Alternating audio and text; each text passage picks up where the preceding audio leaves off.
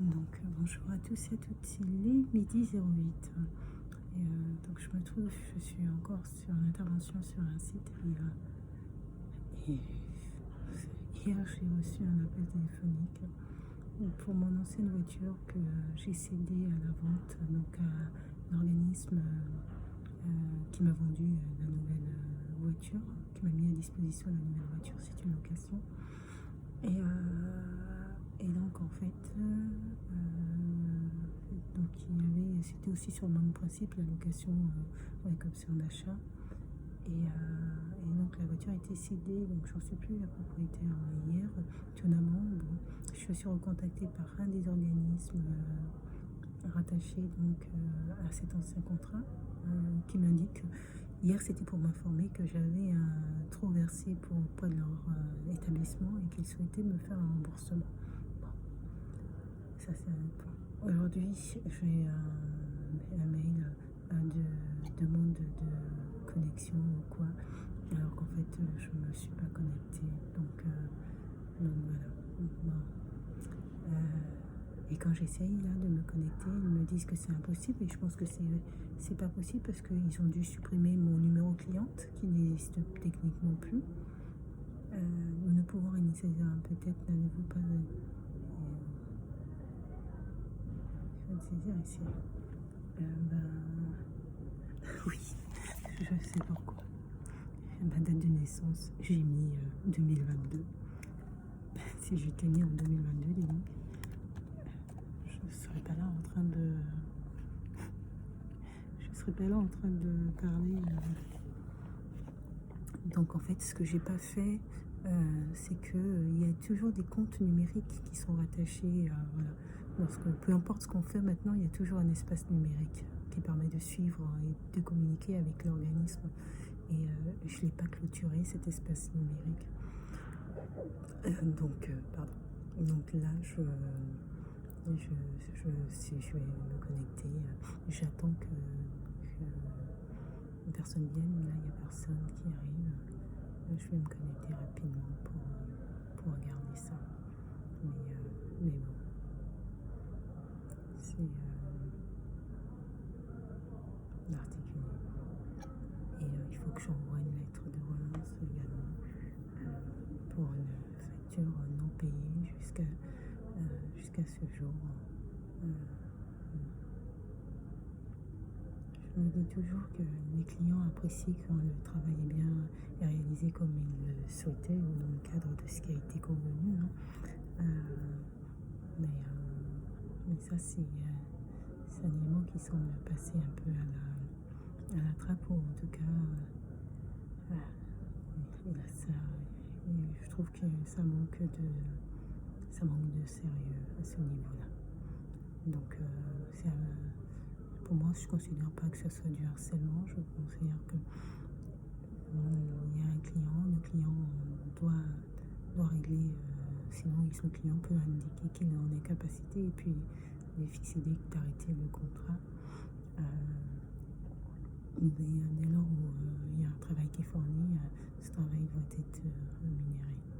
Donc voilà. Allez, c'est parti. Je poursuis. Ce que je suis en train de faire.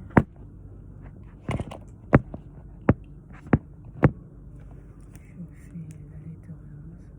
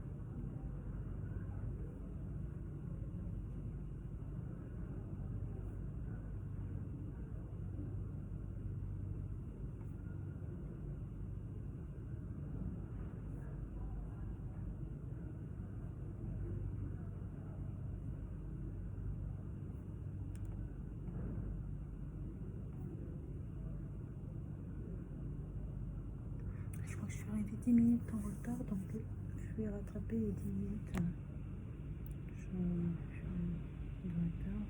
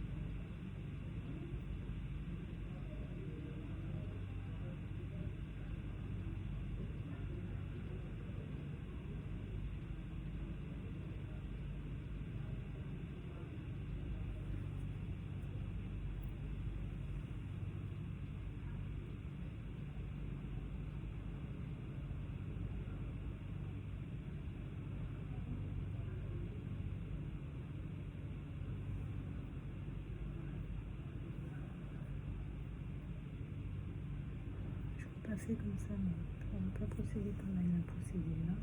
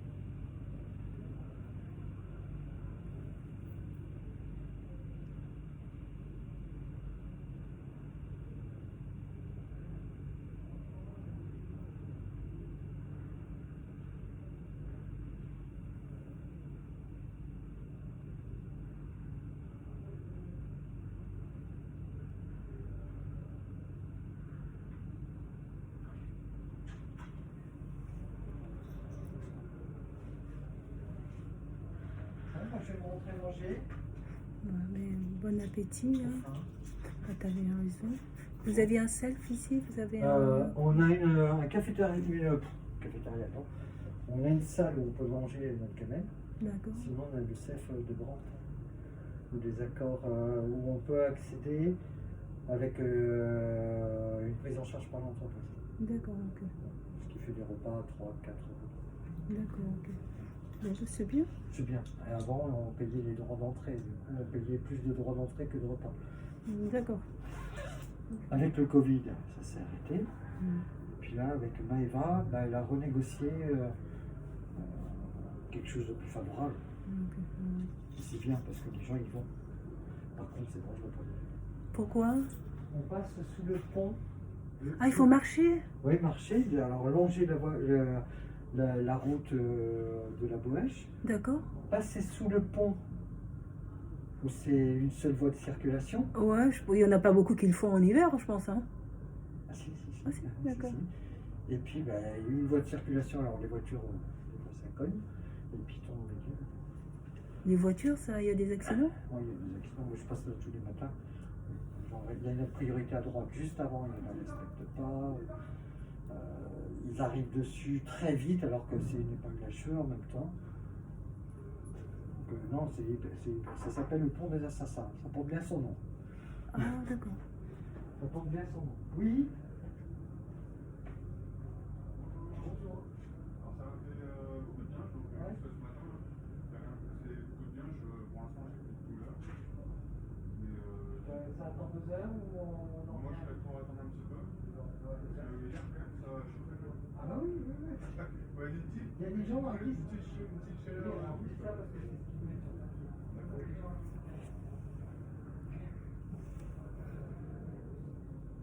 Je l'ai senti.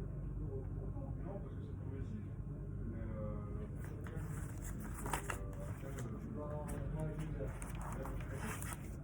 Ok, très bien.